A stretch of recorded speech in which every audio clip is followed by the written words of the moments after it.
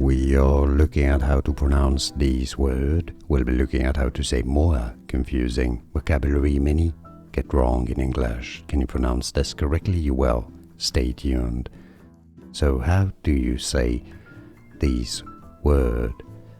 Parades is how you pronounce it. Parades is a public procession, especially one celebrating a special day or event. Let's break it down. How to pronounce this correctly. Parade. That would be the singular. The plural is said as parades.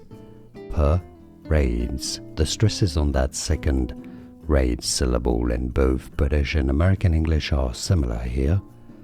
Parades. A word from French. Parade. Originally.